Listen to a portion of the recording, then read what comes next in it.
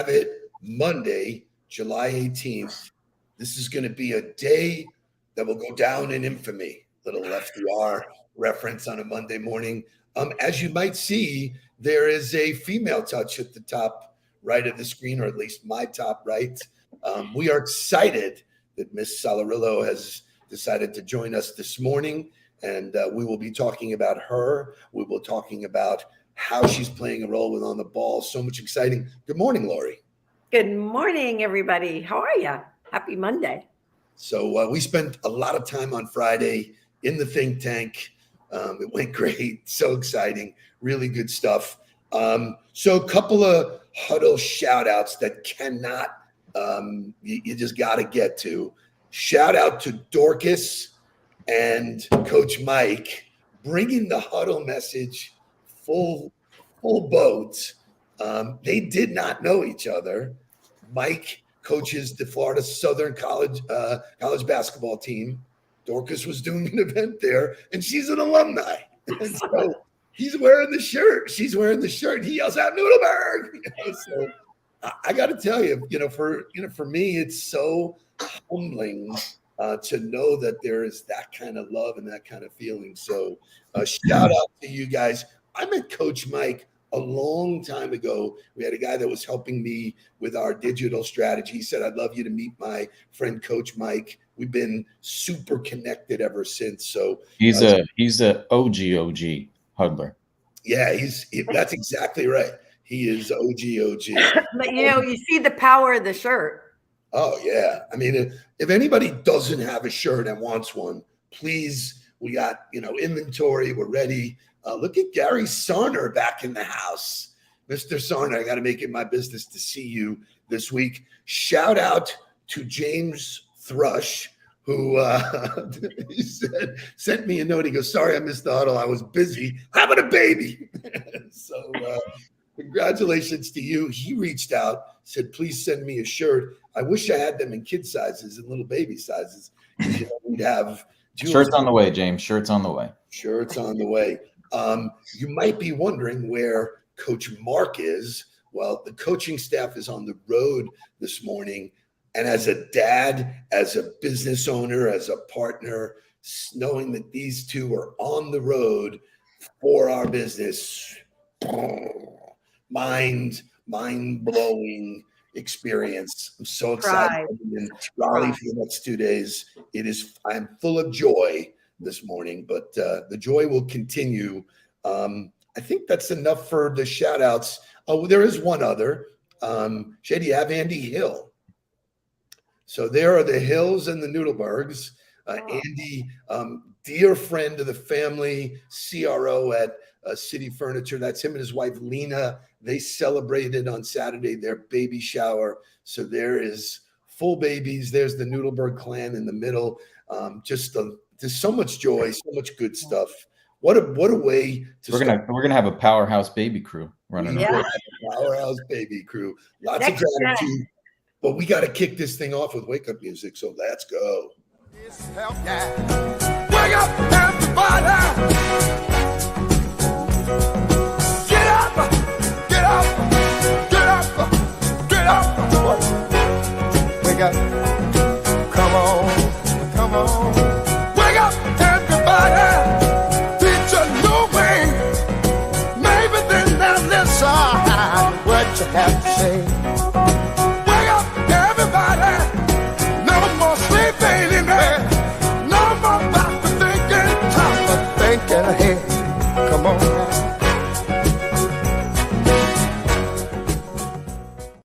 So we're going to be talking a little bit of woman power here. Kara Spencer's in the huddle. That is where Mark and Jake are going to visit today. So I am definite that they will take good care of them. They'll be working their asses off for you. That is three sisters who do an amazing job. They own a company up in Fayetteville, North Carolina. So lots of really, really good stuff. Sherry Cedar's here this morning. But we have huge news about the woman sitting across from me. We've been talking about this. We've been toying about it. Laurie, I'm going to let you announce it. Oh, well, let's see. Oh, I was not ready for that, but I am absolutely thrilled, over the moon, on the ball, just like over the top. Excited to share that I will be joining the On the Ball group, doing coaching and just bringing people up, right? And that's why I'm so excited. This is such an opportunity to help people use my years of experience and pass that on, right? And just help people be, as you say, 1% better every day. So excited to join the group. And So let me make this clear to everybody. This is not April Fool's. This is not any of that shit that we did with Jake going to Alabama. This is real. This was well thought out. Laurie will continue in her role at Junior Achievement, which is amazing. Wednesday this week, we'll have our board meeting. But what happens bringing Laurie on board allows us to round out our thinking. You know, we drink a lot of our own Kool-Aid. We take it through the lens of a locker room a lot of times. We have a lot of sports references. Laurie brings a very different dynamic. Shay, show me what Friday was like. Shay. Hello. There we go. So that was us in the office. If you look at the bottom picture across behind Mark, total investment in a whiteboard. You know, like we threw everything up there and real time created the plan of what's going to happen next. And so, you know, not only are we excited to have her on board, are we excited that she's going to add to our content. We're going to market Laurie. There'll be press releases. There'll be all kinds of stuff. And the first thing will be a course that you've designed. Why don't you just tease it a little bit? Yeah, I think, something for me that I think I've learned as a leader, especially over the last few years, is that we tend to put people into positions, right? Management positions, director positions, but we never really help them grow into being great managers and leaders, right? And directors. And so they know the tasks, they know the job, but managing people when it's new can be a really tricky thing and a stressful thing sometimes. And so I guess one of the things I want to bring, as you said, is number one, that perspective as a woman. I love sports and I can relate to all of that.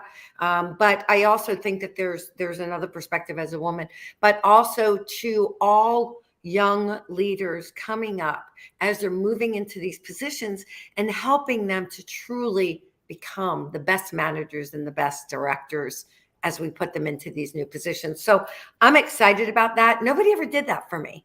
I had to learn on my own. I had to learn by making all the mistakes. And you're going to make mistakes. But the fact that we might be able to guide them and help them get there a little quicker is exciting to me. So thanks for the opportunity.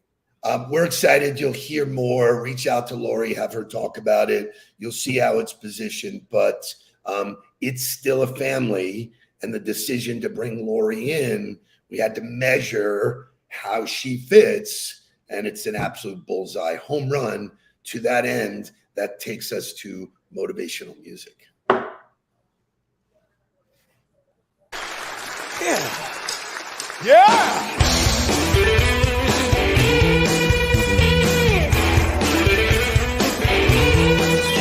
Well, she's only never walk. She's the kind that like to walk and take the dinner. Well, she always knows the place. She's got style, she's got grace. She's a winner. She's a lady. Whoa, whoa, whoa. She's a lady. Talking about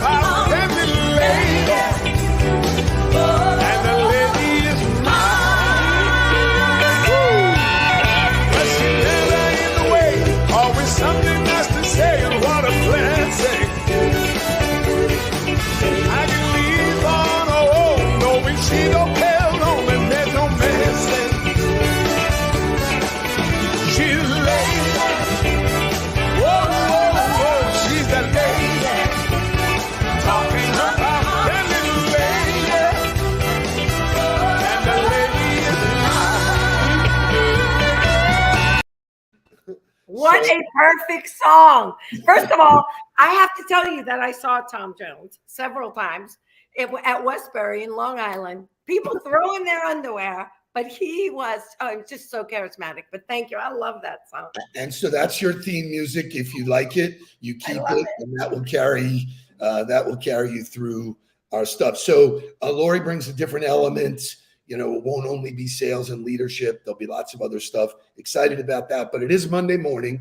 My promise is always to deliver pieces of motivation. Some I find myself, some I get from somebody else. Thank you, Bob Goldfarb, who says, hey, take a look at this, and it winds up in the huddle. So why you always in a mood, messing around acting brand new? I ain't trying to tell you what to do, try to play it cool. Baby, I ain't playing by your rules. Nope. The other one. Shay's having a rough Monday morning. Let me tell you something. Flow to the trigger.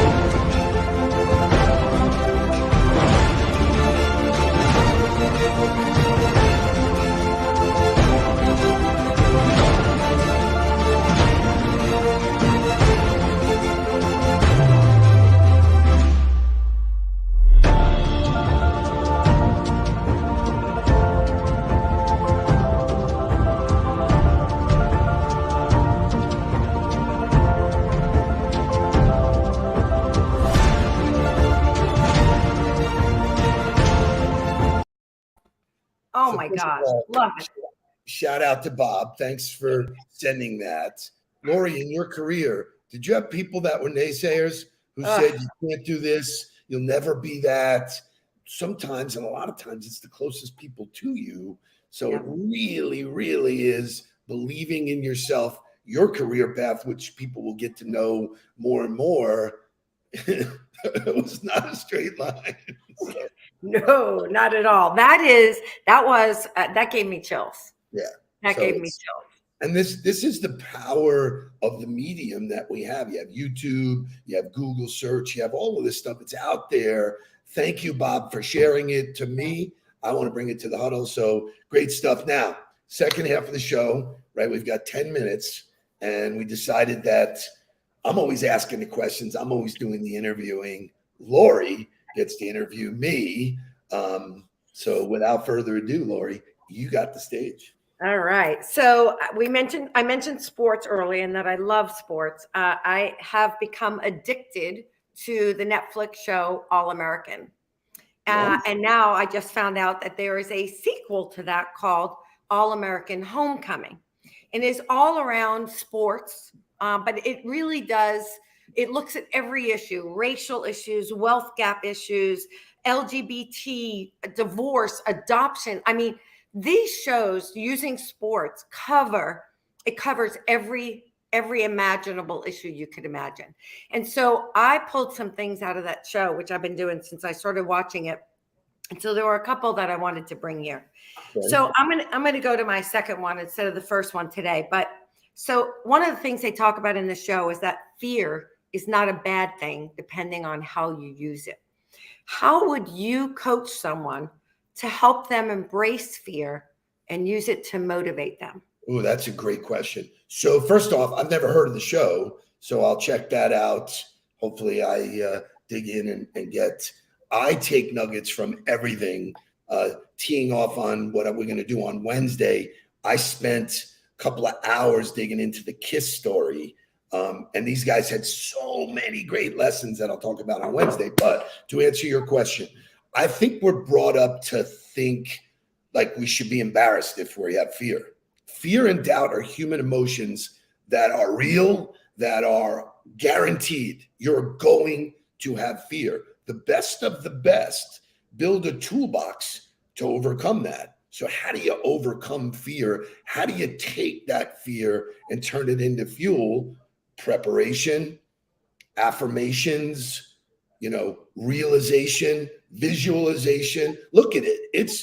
Now the word fear, if you break it down, stands for false evidence appearing real. It's never as bad as we in our brains make it, but you can talk yourself into a frenzy and get paralyzed by it.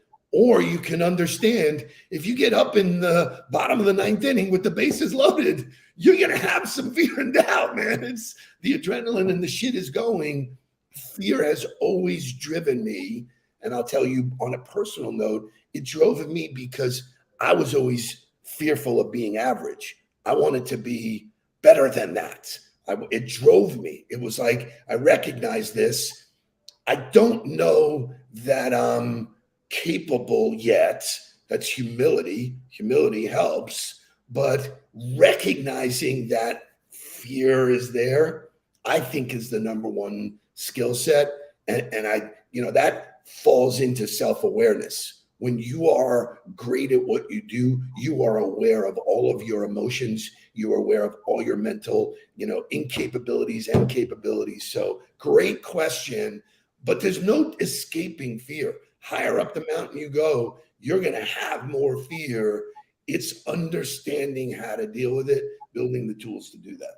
Yeah, so agree. I've learned to ask myself as I go along, what's the worst thing that can happen if this doesn't go right? Right? What am I afraid of? And what's the worst thing that can happen? If I'm not going to die, my new attitude is if I'm not going to die, then keep going. Right. Well, so, Amanda says something great. People fear asking for help. This is very true of leadership. Mm-hmm. Because you become a leader doesn't mean you know everything. Because you become an entrepreneur doesn't mean you're good at everything. Asking for help, right? That vulnerability displaces fear. I don't need to be fearful. I'll find out the real knowledge and then I can prepare, put the right team together and then move forward. So, and that takes us straight into the second question. When I came up the ladder and when you came up the ladder, I would guess it was fairly similar. The leaders that I grew up around did not ever tell us they were afraid. They never said they were worried about anything. They didn't share their fears or their doubts, right? You didn't express your vulnerability in the world that I came up in. Now, as leaders, right, that's a whole different thing. So talk a little bit about, as a leader, like you talk about asking for help. Is that from our peers, our colleagues, or is that from our teams? Is it okay to let our teams know that we're scared too? Both.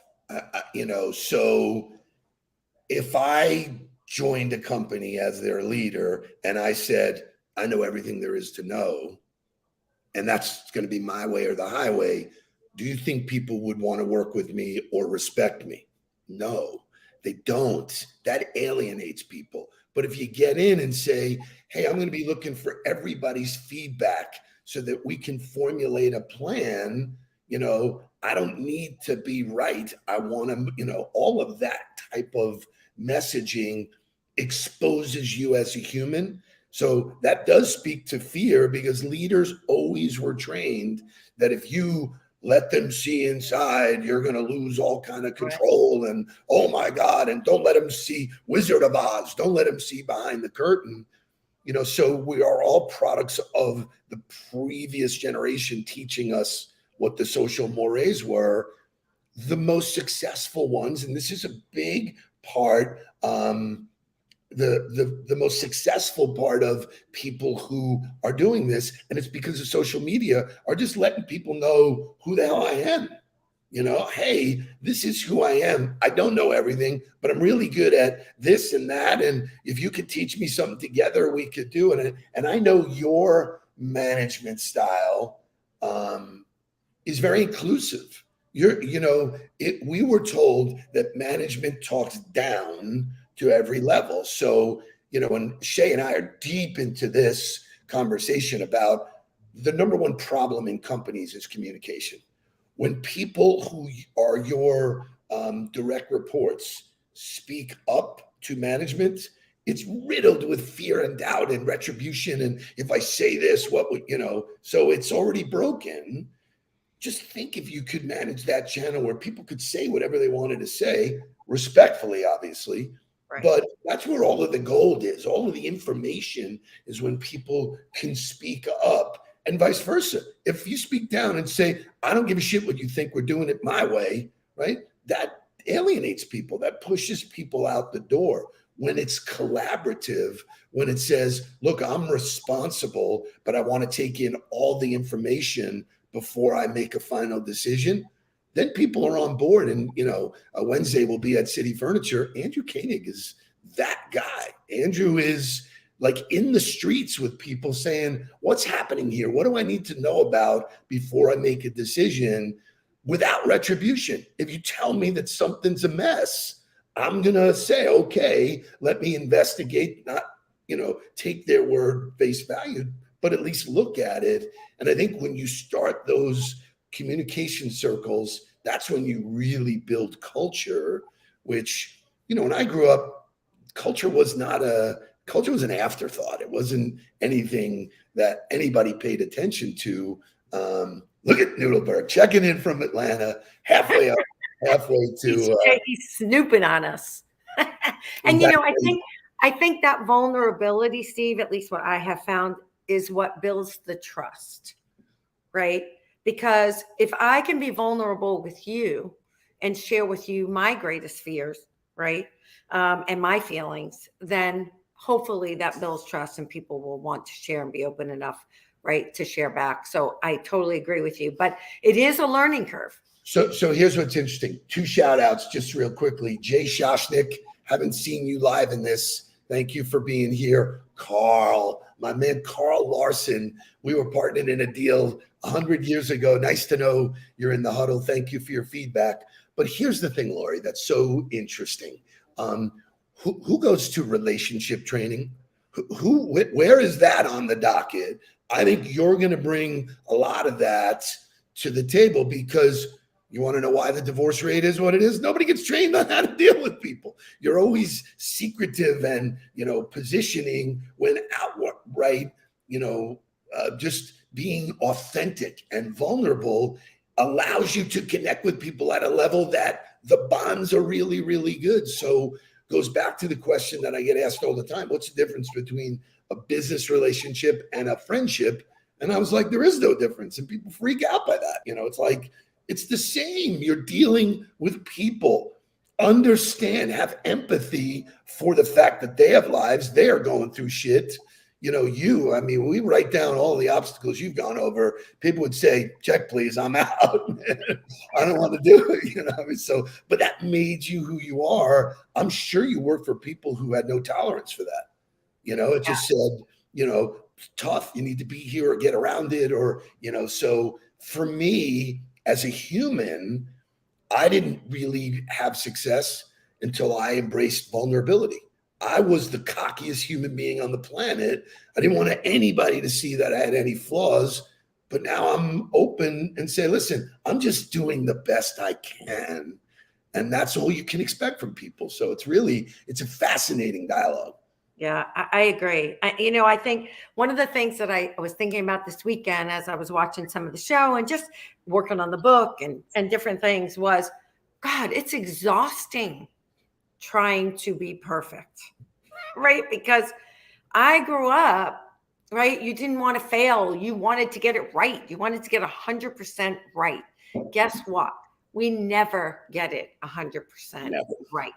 It is a constant work in progress, right? It's a constant striving to reach perfection. We probably never will. but just knowing that you're working towards it. But it can be exhausting. So we got to give ourselves some grace, right? And allow others to know that we need them too. So we went way over time, but that's no surprise. You're worth it. You'll be a regular. We'll figure out a tempo where you're here with me, you're here with Mark. I'm thrilled that you're part of the team. I'm thrilled that we get to work together to create impact. Scott Oglesby, those opinions are not allowed here. I'm just kidding. We are the best. Laurie's the best. I'm the best. No, Scott, thank you for your input. I agree. John Maxwell rooted in a lot of the Bible stuff. I mean, I'm going to share with you, somebody posted on LinkedIn something from Proverbs that if you didn't know it was the Bible, it's one of the best leadership training pages I've seen. It all was written thousands and thousands of years ago. So let's get after it. Let's get down to business. You got things to do. We got things to do. I got to go run JA, okay? Because that's still my full-time job. Let's do it, baby. Please don't worry about me. I'm about to let my heart speak. My friends keep telling me to leave this. So let's get down to business. Let's get down to business. Give you one more night,